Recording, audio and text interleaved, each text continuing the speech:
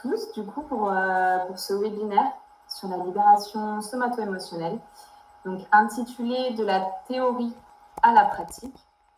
On va être ensemble, du coup, pendant 1 heure, globalement. On va commencer les présentations et puis on commencera le webinaire tout de suite après. Je vais commencer, du coup, moi je suis Eva Collignon, donc je suis psychologue clinicienne et praticienne EMDR. Et j'exerce à plusieurs niveaux, donc en milieu carcéral, auprès des personnes incarcérées, au sein également donc, de la cellule d'urgence médico-psychologique. C'est la branche en fait psychologique du SAMU qui a pour mission donc, d'intervenir en cas d'événements potentiellement traumatisants pour la population, donc auprès des victimes, auprès des témoins, dans le but de prévenir tout potentiel stress post-traumatique, donc au niveau départemental mais aussi national. Et je suis également formatrice, du coup, notamment dans cette approche en somato-émotionnel, dont on va vous parler aujourd'hui, sachant que du coup, de mon côté, le travail conjoint du corps et de la psyché, il est rapidement venu impacter en fait ma perception de la psychologie, sachant que j'ai baigné dans l'univers de l'ostéopathie et des thérapies manuelles avec mon père, du coup, à côté, en parallèle donc à mon parcours dans le domaine de la psychologie. J'ai donc toujours eu un peu cette lecture, cette perspective de synergie entre le corps et le psychisme, où tout est interdépendant, relié et porteur de sens. Ok. Je te laisse te présenter. Ouais. Donc, James Collignon. Donc, moi, à la base, je suis physiothérapeute. C'est une formation que j'ai faite aux États-Unis. J'étais diplômé en 90. Ça sous-entend que j'ai 34 ans de travail sur les corps. Et dès le début de mes études, même avant le début, j'étais attiré. Donc, c'était dans la mouvance New Age aux États-Unis, de tout ce qui est body-mind connection. Et j'étais assez rapidement attiré par tout ce qui est somato-émotionnel. Je faisais du sport. Après, ça m'a permis de travailler dans les équipes cyclistes professionnelles. J'ai fait ça à 19 ans. Et là, j'ai pu voir le rôle du mental et comment le mental pouvait s'exercer sur le corps. Et puis, en 2001, je suis devenu ostéopathe. En 2007, donc là, j'étais ostéopathe et physiothérapeute dans les équipes. Et en 2007, j'ai décidé d'ouvrir mon cabinet. Et j'ai fait plusieurs formations en ostéopathie somato-émotionnelle. Elles étaient toutes intéressantes, mais je n'y trouvais pas mon compte. Et donc en 2016, j'ai décidé de créer moi-même ma formation avec tout ce que j'avais pu apprendre, à la fois sur le terrain et dans diverses formations. Et puis donc ça fait 8-9 ans qu'on distille cette formation, dont on va vous parler ce soir. Voilà.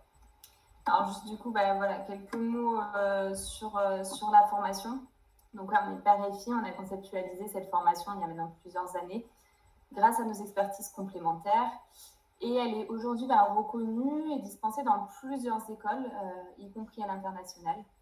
Et c'est aujourd'hui donc la seule formation en somato-émotionnel qui est justement dispensée par un binôme ostéopathe et psychologue pour intégrer du coup, comme il se doit, cette dimension complexe de la psychologie aux thérapies manuelles.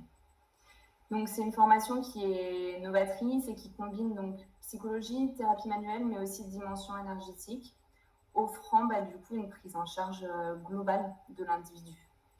Elle vous équipe du coup d'une boîte à outils complète, mêlant des techniques traditionnelles et innovantes pour libérer du coup les tensions et les blocages au niveau des tissus, des viscères, également du crâne, tout en intégrant du coup l'impact des émotions, du stress, mais aussi du coup des traumatismes sur le corps. Donc c'est un peu tout ça qu'on va voir aujourd'hui. En gros, ça va être un très très gros résumé en 1 heure. Pour ce qui est de l'approche, du coup, les symptômes physiques peuvent parfois refléter des émotions qui sont sous-jacentes. Et en écoutant le corps, il est possible de mieux comprendre et de traiter du coup les causes profondes de certains maux. Donc cette approche, elle permet une compréhension profonde des influences sur la santé physique et émotionnelle du coup des patients.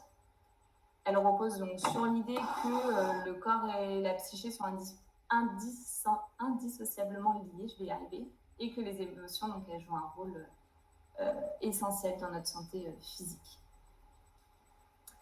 Alors, on va diviser ce webinaire en deux. Donc, on va commencer par plutôt une partie psycho. Donc, on va parler de la répercussion du stress et des émotions sur le corps. Et on verra par la suite, du coup, comment venir libérer justement les tissus. Ce qui est important à comprendre, c'est que déjà, il y a une relation bidirectionnelle entre le stress et les émotions. Donc, la relation entre ces deux notions, émotion et stress, elle est fondamentale pour comprendre comment le corps et la psyché y réagissent aux difficultés, tout en gardant en tête, du coup, que chaque personne réagit différemment face au stress. Donc, c'est des notions qui sont étroitement liées dans un cycle bidirectionnel, dans lesquels, du coup, les émotions, elles peuvent activer la réponse de stress, comme la peur, donc la colère, mais le stress peut également, à son tour, déclencher ou intensifier les émotions. Quand on parle de stress, en fait, il y a plusieurs types de stress. Il y a ce qu'on appelle le stress aigu, qui est une réponse à la normale en fait, d'adaptation de l'organisme à une agression par un agent stresseur qui va entraîner un déséquilibre. Mais cette réponse, elle est normale dans un premier temps. C'est une réponse qui est immédiate et temporaire à une difficulté. Donc ce stress-là, il a pour objectif de garder l'organisme en alerte afin de le protéger contre un éventuel danger en mobilisant l'énergie du corps.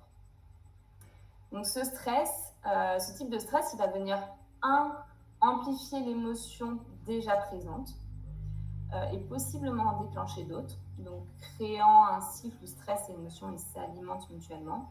Et deux, il va venir activer les ressources du corps pour réagir rapidement via la réponse donc soit de lutte, soit de fuite, donc la fameuse réponse fight or flight. Cette réponse-là, elle va être déclenchée par l'activation du système nerveux sympathique qui va du coup entraîner des réactions physiologiques comme une augmentation du rythme cardiaque, une tension musculaire accrue et une concentration intense en fait sur la menace. Une fois que ce stress, en fait, que la situation stressante elle va être résolue, le stress aigu, il va diminuer et les émotions, elles vont s'estomper. Donc le corps et la psyché ils reviennent alors à un état d'équilibre. Cependant, du coup, si jamais la situation elle perdure ou s'il y a des situations similaires qui se répètent fréquemment, le stress aigu, il va alors évoluer en stress chronique. Et dans ce cas-là, effectivement, l'homéostasie, en fait, elle va être incapable d'être retrouvée. Donc, c'est lorsque le corps reste en état d'alerte prolongé. Dans cet état-là, les émotions négatives, elles vont alors devenir persistantes. Le corps, il va s'épuiser. Et dans cette phase-là, c'est à ce moment-là qu'il y a des répercussions, des effets néfastes qui vont alors apparaître sur la santé mentale, mais également physique, parce que du coup, il y a aussi le système immunitaire qui va être moins résistant. Donc, dans cette situation, la réponse de lutte, la réponse de fuite, elles ne vont alors plus être perçues comme des options viables, et l'individu, il va alors rentrer dans un état d'inhibition d'action, avec une incapacité totale, du coup, à faire face au stress. Donc, il va avoir des difficultés à réguler ses émotions, ça peut entraîner donc, des troubles émotionnels, de la dépression, de l'anxiété, mais également donc, des symptômes physiques, parce qu'il y a un épuisement émotionnel et corporel où l'individu, du coup, il se sent vidé, détaché et insensible. Globalement, c'est ce qui est extrêmement important à retenir pour le stress, pour cette partie sur le stress. Il y a, maintenant on parle depuis tout à l'heure des émotions, mais finalement les émotions, qu'est-ce que c'est? Il y en a 5 qui sont universelles. C'est la joie, la colère, la tristesse, la peur et le dégoût. Les émotions, ce sont des réactions physiologiques, donc instantanées, qui vont être automatiques. C'est ça qui fait qu'on a des difficultés de gestion des émotions, hein. C'est justement parce qu'il y a cet aspect-là qui est automatique, on ne le contrôle pas, ça se déclenche tout seul. Et c'est passager suite à des stimuli internes ou externes. Donc à ce moment-là, il y a une forte perturbation mentale et physique, hein. Il peut y avoir des cris, des pleurs, des éclats de rire, de la tension musculaire qui va se mettre en place. Et les émotions, elles font partie du système de biorégulation destiné à notre survie. Mais effectivement, comme elles font partie du cerveau émotionnel, parfois elles peuvent aussi nous empêcher d'agir de façon raisonnée et appropriée. Donc, plus une personne elle va éviter et contrôler ses émotions, plus ces émotions vont se manifester intensément. Cette diaporama, elle vous parle un peu de, en gros, qu'est-ce qu'on fait avec tout ça, qu'est-ce qu'on fait de ces émotions-là. Ce qu'il faut bien comprendre, c'est qu'une émotion qui ne s'exprime pas, elle va s'imprimer. Elle va s'imprimer en tension dans le corps et elle va alourdir le fil de nos sentiments. En fait, ça va créer des causes, des douleurs, ça va causer des douleurs physiques. C'est le corps qui va venir nous parler. On dit que le corps crie dans ces moments-là. Et si nous, effectivement, on ne décharge pas nous-mêmes ces émotions-là, ça va s'imprimer et elles vont se décharger elles-mêmes, en fait, dans le corps et se dissiper. Donc, la décharge émotionnelle, elle peut être faite par plein de façons, de façon corporelle, verbale, artistique. Et nous, du coup, on va voir aussi dans cette formation comment faire sortir, en fait, libérer ces émotions qui sont imprimées dans le corps. Ça va être une phase qui est extrêmement importante. Ça va libérer de l'énergie et ça va permettre du coup de retrouver un équilibre interne. N'hésitez pas tout au long du webinaire de nous poser des questions, de vous servir du chat. Si jamais vous avez des questions qui vous viennent en cours de route, on prendra un petit temps au milieu et à la fin pour y répondre. Vous me dites aussi si je vais trop vite. Voilà. Vous n'hésitez pas à vous servir du chat. On distingue émotions et sentiments. Les sentiments, en fait, c'est assez peu connu, mais finalement, il y a une vraie différence entre les deux. C'est que les sentiments, c'est ce qui va découler des émotions. C'est un état affectif qui est beaucoup plus durable et moins intense. En fait, les sentiments, c'est des émotions qui sont conscientisées. C'est l'interprétation cognitive de nos émotions. Un sentiment, il naît après qu'une émotion a été ressentie et traitée par le cerveau. Donc, ça se situe au niveau du néocortex. Je vous remets la petite diapo pour que vous puissiez situer. Donc, ça se situe au niveau du néocortex et non du coup du système limbique. C'est un peu toute la problématique de la régulation émotionnelle, c'est de venir connecter ces deux aires cérébrales pour permettre une meilleure régulation. Donc, ça dépend, c'est nos pensées en fait, nos sentiments, ça dépend de nos pensées en tout cas. Ça exprime ce que l'on perçoit d'une situation et les pensées qui y sont associées. Donc, ce sont nos pensées que nous n'arrivons pas à lâcher et ce n'est pas l'émotion qui persiste. L'émotion, en somme, en moyenne, c'est 90 secondes.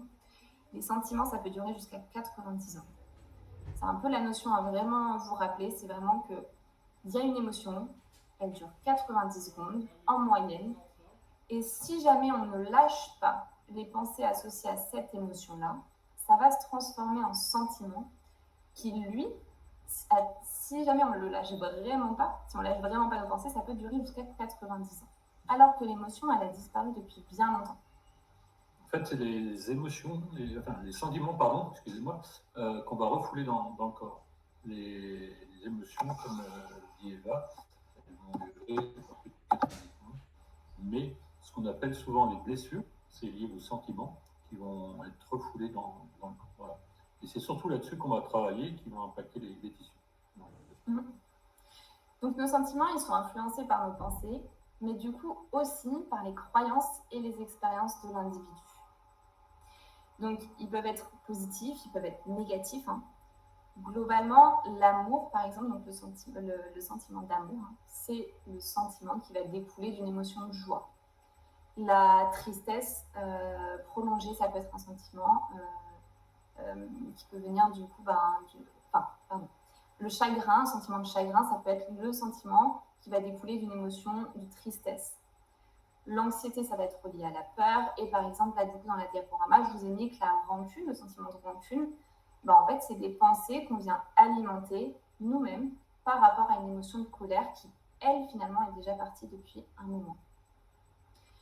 Donc, par exemple, là, je vous ai mis un exemple. Donc, si vous marchez seul dans la nuit et que vous entendez soudain un bruit, la réaction immédiate, ça va être de la peur. Puis, vous allez vous rendre compte que finalement, ce n'est qu'un chat. Donc, l'émotion de peur, elle va s'enlever, elle va se supprimer. Mais par contre, il peut en découler et ça peut perdurer un sentiment, du coup, d'insécurité, surtout si vous avez vécu certaines choses dans votre vie, des événements similaires. Qui vont vous remémorer en fait sans cesse ce sentiment. Ça, c'est pour ce qui est émotion et sentiment. Je vous mets juste en gros, je vous plante la base théorique de la libération somato-émotionnelle. Comme on parle des répercussions du stress et des émotions sur le corps, on est obligé de planter cette base. Mais voilà, on ne va pas trop vous assommer avec la partie psycho pendant ce webinaire. On passera par la suite du coup à la pratique. Juste 2-3 diapos encore pour cette base. Donc la différence entre les deux à retenir, c'est que les émotions, c'est la manifestation physiologique et les pensées, ce sont la construction mentale de nos sentiments.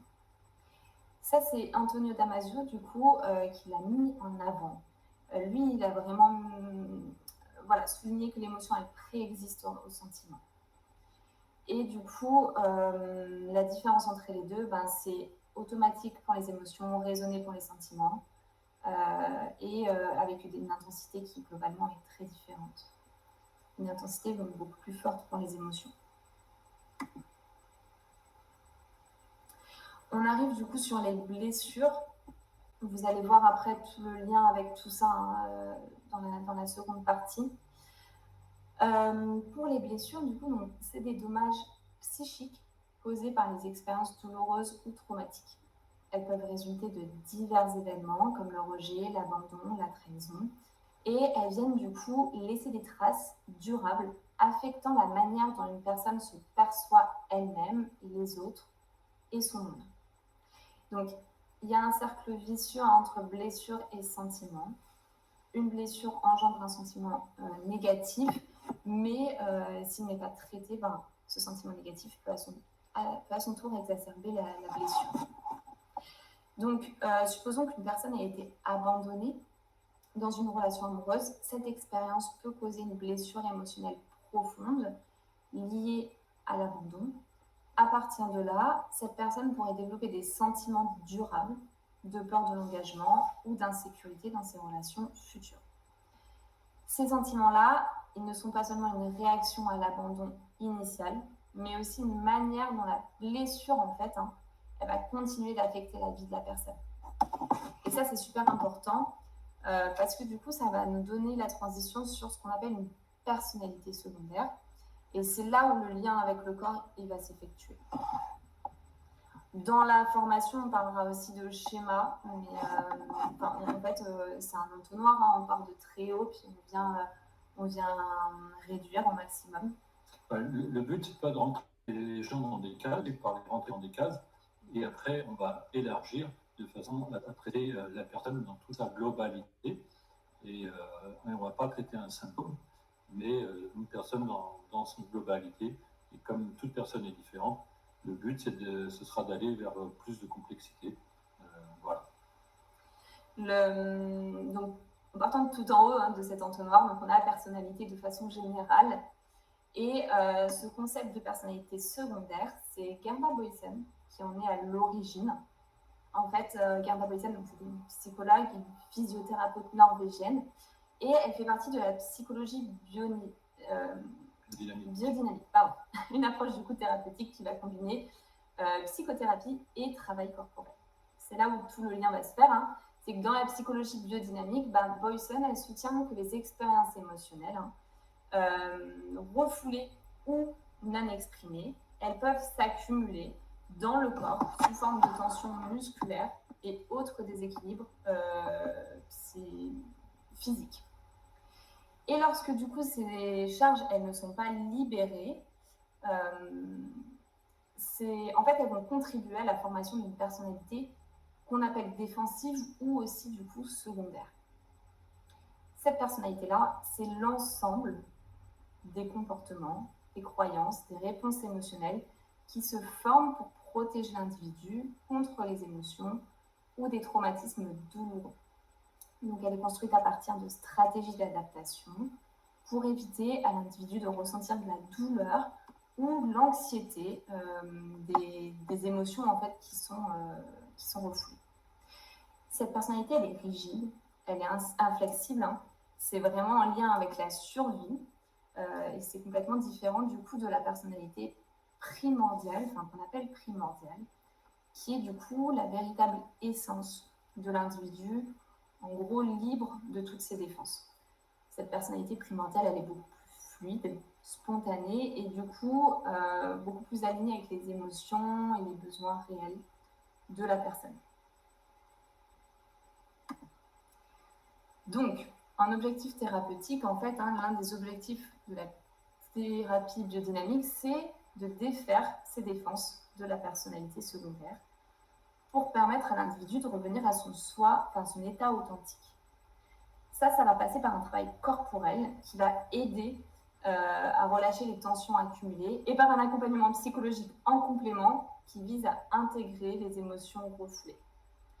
Donc la thérapie, pour vous en tant que thérapeute manuel, elle va viser à libérer l'individu de sa façade, en gros, pour retrouver une expression plus authentique de soi et venir également apaiser et faire disparaître de façon plus durable donc, les symptômes physiques qui y sont associés. Pour en gros toutes les bases de la théorie, on va s'arrêter là. On va passer à plus du coup la partie pratique. Est-ce que juste déjà sur cette base théorique, donc plus psycho, vous avez des questions avant qu'on commence la deuxième partie? Alors, je vais prendre le relais. Donc, en fait, comme je vous ai expliqué tout à l'heure, j'ai fait plusieurs formations en ostéopathie somato-émotionnelle.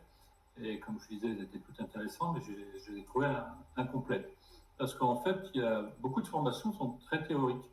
Et dans la théorie, il y en a des très belles, et on peut expliquer plein de choses. Mais après, il y a un monde entre la théorie et la pratique. Et la difficulté que j'ai trouvée, c'était de justement créer des liens entre la théorie et la pratique. Et une pratique qui est aussi en lien avec la théorie. Et c'est toute la complexité. Donc je me suis tout d'abord inspiré de William Reich, qui était un disciple de Freud.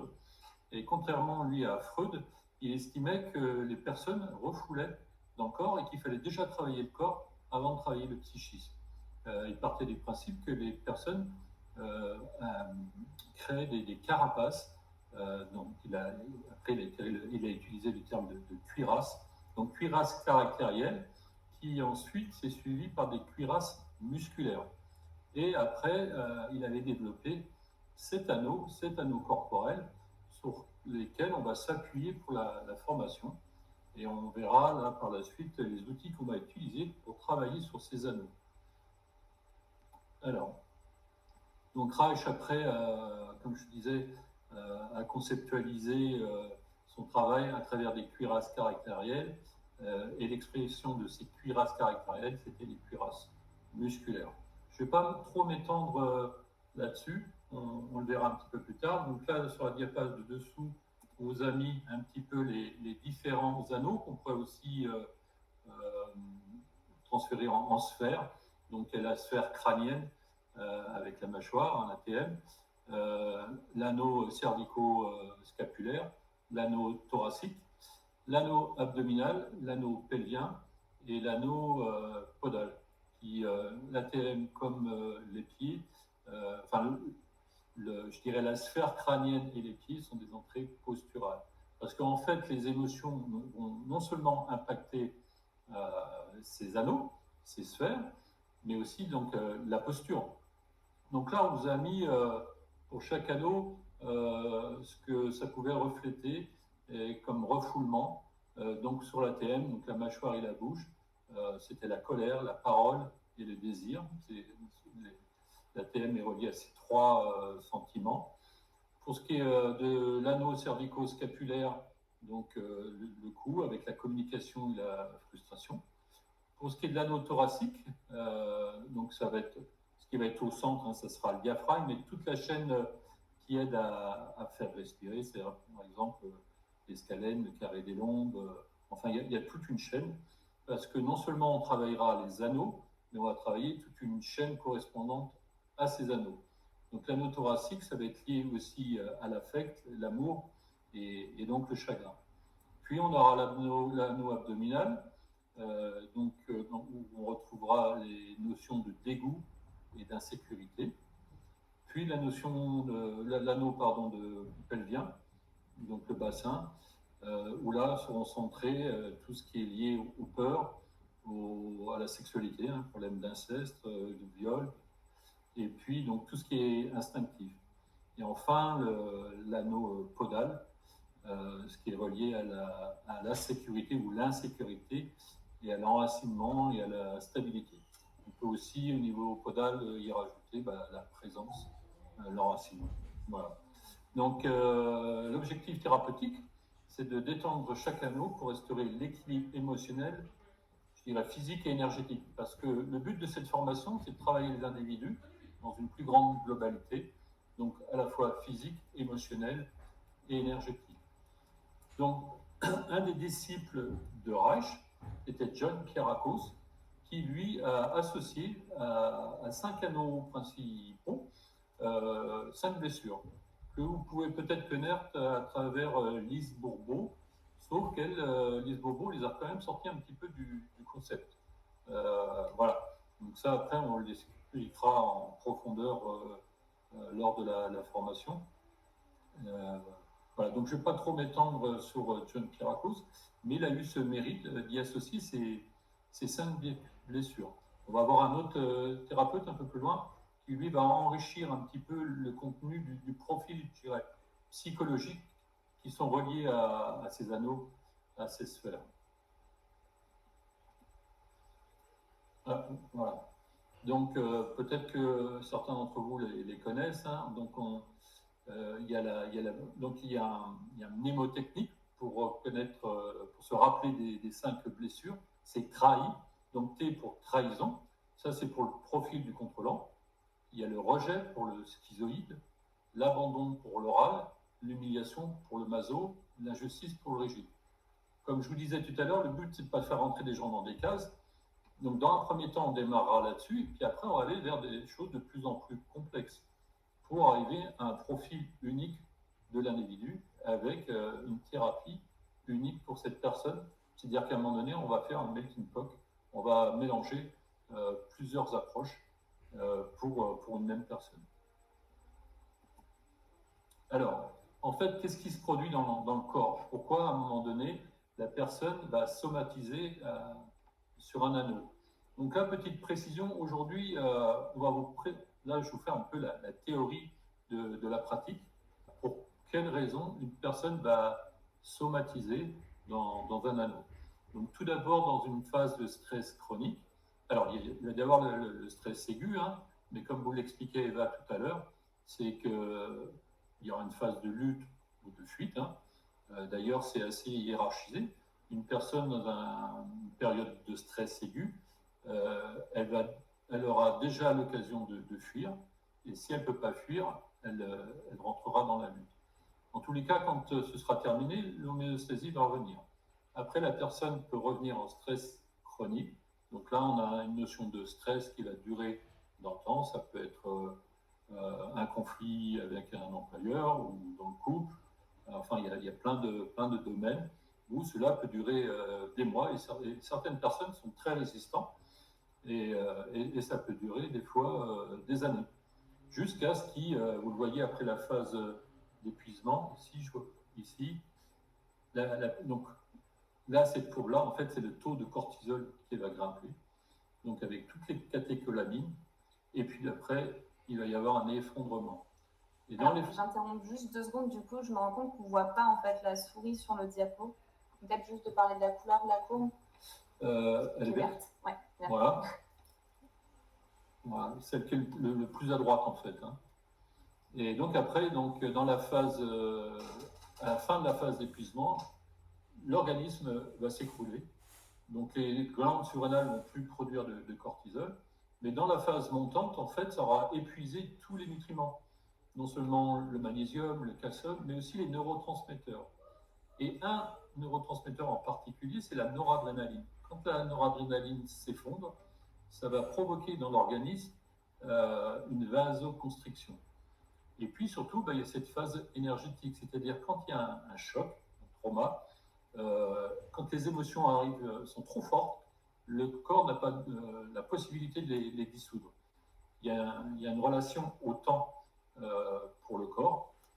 Pour qu'il puisse absorber correctement une émotion, il lui faut un certain temps. Quand c'est trop important et trop rapide, le corps va l'enquister. Donc là, c'est juste pour vous donner quelques détails sur toute la cascade physiologique qui peut se produire. Il y en a plein d'autres, on détaillera beaucoup plus dans la formation. Et du coup, ça va impacter quoi? Donc, comme je disais tout à l'heure, ça va impacter la posture, les anneaux, mais tout ça va passer par une chose, c'est les fascias. Donc les fascias, tous les kinés ostéo connaissent. Maintenant, pour traiter un fascia durablement, il y a une technique, une approche qu'on a retenue, que je vais vous parler dans un instant. En tous les cas, lors de ces cascades biologiques, physiologiques, les fascias vont avoir une tendance à se densifier et à créer des adhérences. Et donc, plus principalement sur différents anneaux. Et c'est là-dessus sur lesquels on va travailler. Et donc, les fascias, après, ils vont s'organiser en chaînes. Donc, il y a plusieurs théories de chaînes. Moi, je me suis principalement inspiré de Busquet et puis de Thomas Meyer, un Américain, qui est roller. Donc, je vais avoir l'occasion bientôt de vous parler du rolling, parce que c'est un des outils que l'on va exercer, qu'on va utiliser. Voilà. Donc, non seulement ils vont se densifier, ils vont créer des adhérences, mais aussi ils vont s'organiser en chaînes. C'est pour ça qu'on ne va pas seulement travailler sur les sphères, les anneaux, mais aussi on va y ajouter un travail de chaîne. Donc, je vous précise que pour chaque profil, on travaillera sur le crâne pour à peu près tous les profils. Voilà. Donc, sur l'essentiel des profils, il y aura souvent un travail crânien, viscéral et myofacial. Parce que là, je vous parlais des fascias, mais on ne peut pas dissocier les fascias des muscles. Les fascias étant beaucoup plus innervés que les muscles vont être dépendants des fascias. Donc, quand les fascias vont se densifier, se contracter, les muscles vont spasmer. En tous les cas, il y aura une répercussion musculaire. Donc, muscles, fascias sont complètement interdépendants. Et souvent, les muscles, c'est un petit peu tabou chez les ostéos. On a du mal souvent, on se concentre sur le fascia superficialis. Alors après, bien sûr, il y a des techniques myotensives, mais on ne va pas agir directement sur le muscle. En fait, nous, ce qu'on verra, c'est une technique de massage profond qui agira à la fois sur les fascias, non seulement les fascias superficiels, mais les fascias profonds, et sur les muscles. Pour vraiment que ça se relâche d'une manière durable, il faut travailler sur ces trois couches. Donc, pour cela, pour bien comprendre, on va utiliser le principe de tenségrité. Donc, en fait, dans le corps, les muscles, les fascias, les os, tout fonctionne sur un principe de tension et de compression réciproque. L'exemple que je prends souvent, quand j'explique aux patients, je leur dis souvent, vous êtes comme une roue de vélo qui est voilée. Une roue de vélo qui est voilée, c'est qu'il y a des rayons qui sont trop tendus d'un côté et pas assez de l'autre. Donc la priorité, c'est de détendre ce qui est trop tendu, et puis la roue va se recentrer, et il n'y aura peut-être pas besoin de retendre l'autre côté des rayons pour faire tourner la roue un petit peu rond. La tenségrité, c'est ni plus ni moins, la représentation de la tenségrité, c'est ni plus ni moins qu'une roue de vélo. Donc le but, c'est que si on touche un maillon dans le corps, toute la chaîne va bouger. Comme vous le savez déjà, il va y avoir des compensations qui vont se mettre en corps. Donc notre anneau va être impacté et du coup, il va y avoir plein de compensations qui vont se mettre en place suite à cette charge émotionnelle. Donc là, je vous ai mis au niveau des tissus conjonctifs et les fascias, donc la faux et la tente du cervelet. C'est aussi un principe de tenségrité. Donc c'est le parfait exemple de tension et de compression réciproque. Alors, là, c'est un petit peu la théorie de la pratique. Maintenant, ce qui concerne la pratique, je me suis appuyé sur une méthode de massage profond qui est le rolfing. C'est Ada Rolf, une américaine, qui s'est inspirée justement de William Reich. Et on retrouve un petit peu les anneaux de William Reich, mais comme elle l'a si bien mis en évidence, eh ben, il y a des compensations. Donc, je sais pas, a priori, vous ne voyez pas la souris, pardon, mais voilà, il va y avoir des distorsions. Et ces distorsions vont amener des dissociations aussi au niveau psychologique. Donc, en fait, il faudra réaligner le corps pour que les dissociations psychologiques puissent être dissoutes. Ada Rolf, elle, en fait, elle a focalisé beaucoup sur la gravité. Elle disait que notre corps était soumis en permanence par la gravité et que si on avait des distorsions posturales, l'énergie ne pouvait pas circuler librement dans le corps et nos pensées, nos émotions, y restaient stockées. Alors pourquoi aussi j'ai choisi le rolfing? Parce que j'ai vécu cette expérience. Avant mes études de physio aux États-Unis, je vivais à Boulder, au Colorado, et c'était le siège, le berceau du rolfing. Et j'ai été initié au rolfing par une élève d'Ida Rolf, bien avant d'attaquer quelques mois avant d'attaquer ma formation de physiothérapeute. Et j'ai longtemps hésité à faire la formation complète de rolfing. Et cette personne qui m'avait fait voir, qui m'avait initié.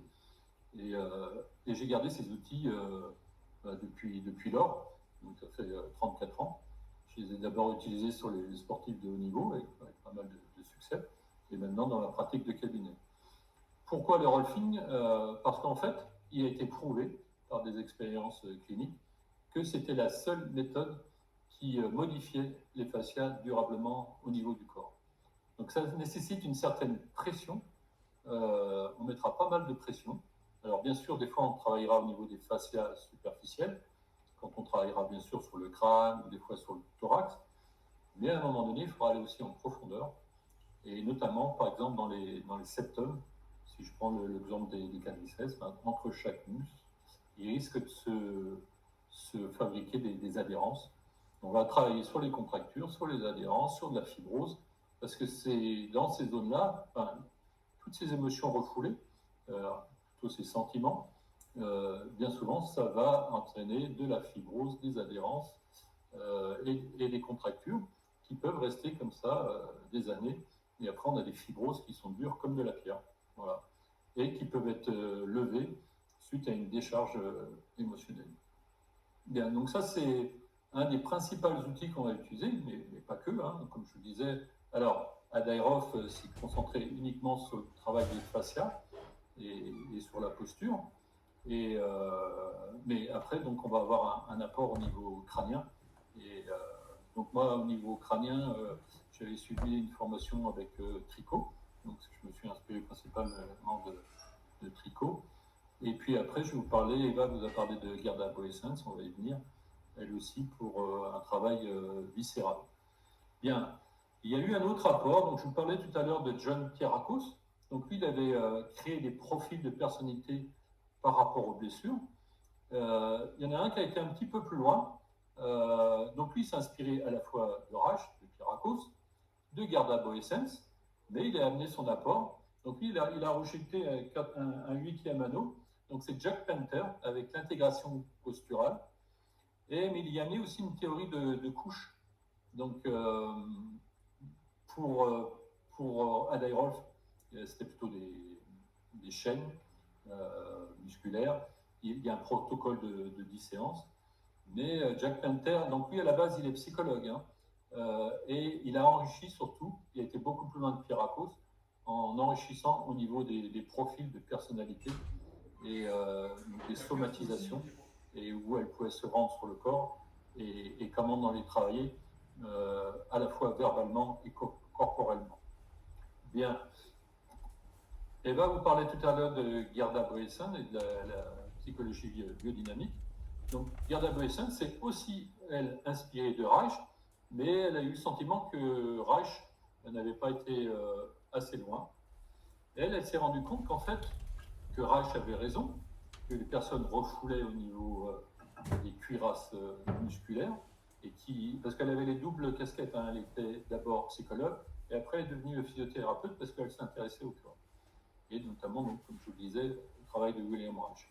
Donc elle a utilisé les mêmes principes, mais en fait, elle s'est aperçue que pour que le travail musculaire tienne, il fallait avant tout travailler les viscères, que les muscles étaient dépendants des viscères, donc il y a y associer un travail de viscères. Donc, c'est pour ça qu'il faudra à chaque fois travailler à la fois le crâne. Pourquoi? Parce qu'au niveau du crâne, on a aussi au niveau des trous déchirés postérieurs le nerf vague, qui à droite commande le cœur et les poumons, et à gauche toutes les viscères. Donc, sa réflexion était plus profonde. Donc, chacun d'entre eux a amené son apport pour avoir un traitement beaucoup plus global de l'individu. Donc là, c'est difficile en 20 minutes de décrire. Et puis là, on vous a décrit un petit peu, la théorie de la pratique du premier séminaire. On a un deuxième séminaire où on aborde plus le psychotrauma. Là, ce qu'on vous a expliqué aujourd'hui, c'est plus le travail qu'on va utiliser sur tout ce qui est relié au stress, donc à la fois aigu, chronique, et mince, les émotions. Les émotions. Oui, voilà, et les émotions, pardon, et les sentiments. Voilà. Donc maintenant, on va prendre un exemple d'un des profils. Pardon, je reviens. Hop, c'est ici. Donc, au hasard, on a choisi le schizoïde. Alors, pas au hasard, parce qu'en fait, c'est mon profil, à moi, personnellement. Pourquoi j'ai amené cet outil de Rolfing? Parce que je me suis fait rolfer par cette personne dont je vous parlais. Et en fait, ça a changé ma vie. J'ai pu vraiment ressentir des changements à la fois physiques mais psychologiques. C'était à la base, à l'époque, quand j'étais aux États-Unis, j'avais ce profil de schizoïde. C'est-à-dire que j'avais une cage thoracique qui était assez étroite. J'étais un peu replié sur moi-même. Et puis, j'ai eu tout un parcours. Alors, notamment au niveau des antécédents, je suis né cyanosé avec un cordon. Et après, j'ai fait de l'asthme. Donc, j'avais beaucoup de somatisation au niveau du thorax. Et à partir du moment où je me suis fait relever, donc non seulement ma cage thoracique s'est ouverte, si vous venez à la formation, je vous ferai voir les photos, parce que j'ai gardé les photos, de l'avant, de la première séance à la 10e. Et il y a une grosse différence. Mais surtout, après, je me suis ouvert au monde, j'ai pris confiance en moi, ça m'a vraiment changé au niveau psychologique. Donc, juste pour vous dire que tout ça, c'est du vécu, je l'ai réellement vécu. Et ça a changé ma vie. Voilà. Donc le schizoïde, lui, c'est une personne qui manque de confiance en lui, il est plutôt dans la fuite. D'ailleurs, il porte ce qu'on appelle un masque de fuyant. Il a subi une blessure de rejet. Et du coup, l'énergie circule mal entre le bas et le haut du corps. Voilà. Donc le but, après, c'est d'aller libérer tout ça. Donc on va travailler sur la base du crâne, pour notamment libérer le nerf vague, comme je vous expliquais tout à l'heure, mais aussi les scalènes, tout ce qui est sous-clavier, bien sûr le diaphragme, enfin un travail sur toute la chaîne, sur toute la chaîne qui est liée à la respiration. Mais aussi le problème du schizoïde, c'est qu'il est coupé vis-à-vis du monde extérieur. Il est coupé dans son ressenti, dans la réalité. Il est coupé de la réalité. Donc le but, c'est de le ramener plus dans le présent. Et là, on va travailler sur les chaînes un petit peu au niveau des membres inférieurs. On va travailler sur la chaîne latérale pour y amener plus d'enracinement, plus de stabilité, pour lui redonner confiance. Donc ça, c'est un profil que je connais bien, parce que c'est ce que j'ai subi, et je peux vous assurer que ça marche. Voilà. Et puis, donc, bien sûr, il y aura aussi un travail viscéral, voilà, pour compléter tous les traitements. Donc, on dissocie au début sur chaque profil les traitements, et à la fin, on vous apprend à tout réunir. C'est comment réintégrer du viscéral chez le schizoïde, comment réintégrer du crânien pour qu'il y ait un traitement global et à la fois individuel. Voilà. Donc, est-ce que vous avez... Bon, voilà, je suis obligé de passer assez rapidement parce que c'est une formation qui dure 64 heures. Donc là, vous expliquez en 20 minutes, évidemment, c'est pas possible. On utilise plein d'autres outils, mais plus pour le psychotrauma, où on agit également sur le corps, mais d'une manière différente. Mais on ne pouvait pas tout vous amener ce soir. On avait une petite heure pour vous expliquer tout ça. Et je laisse Eva poursuivre pour le reste. Alors, pardon, oui, est-ce que vous avez des questions sur les outils qu'on utilise? Alors, juste du coup, pour la formation dont on vous a parlé, donc en gros, c'est pour qui c'est ouvert aux thérapeutes manuels, donc ostéopathes, kinésithérapeutes entre autres, et professionnels de la santé. Ça nécessite quand même des bonnes bases théoriques en physiologie et en anatomie.